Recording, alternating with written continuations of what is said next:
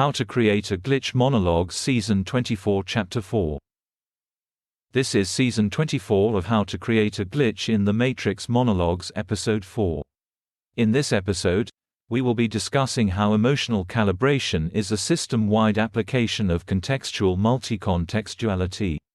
This enables a particular reorganization of an ideological conflict between an in-group and an out-group. Now, emotional calibration was described as the use of media, consumption choices, style to recapitulate an era in the past by triggering common emotional signposts or anchors in the populace. Emotional calibration can be used on the microcosmic scale to produce adjustments in the behavior of others. Emotional memories are linked to ideological struggles joined to particular eras, which are then recapitulated in the populace to drain the system of entropy. Up until now, we have been talking about emotional calibration as if the substrate, or memory, is inert, not subject to the ideological whims of the calibrator.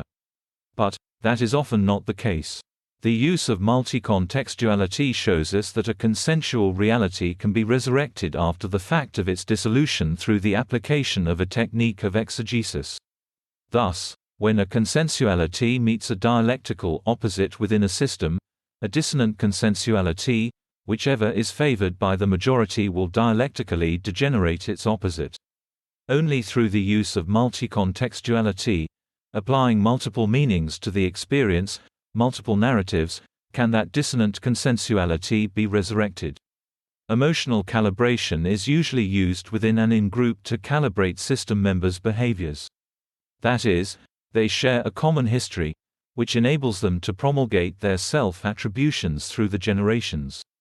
They share a history, a story, a narrative, with common signposts, ideological struggles, heroes and archetypes. Emotional calibration is thus frequently a mechanism for the perpetuation of a history, as something inert and undirected. But what if the emotional memories of one in-group contrast those of another in-group?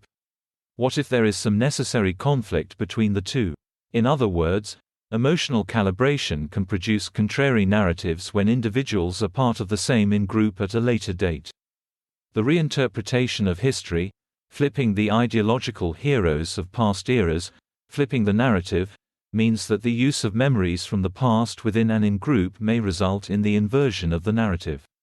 Thus, to give you an example, Person A is the descendant of Person B.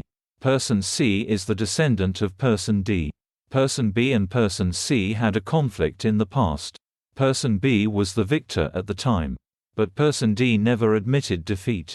Person C obtains power in the present and he applies multi-contextuality to say that Person D actually won the conflict, which was stolen from him because of the bias of the judges. Thus, Person B cannot calibrate using the memory of his victor over D without generating claims of bias by C.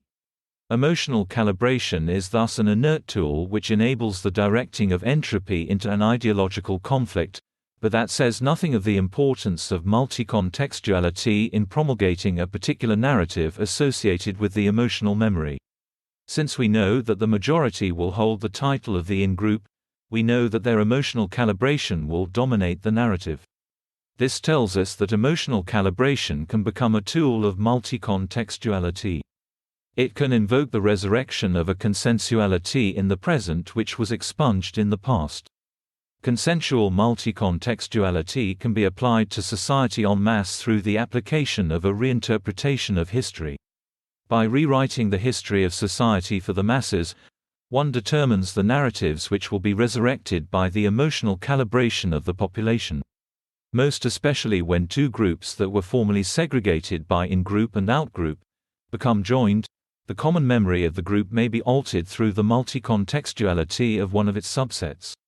He who has the power to rewrite history, has the power to resurrect his consensuality.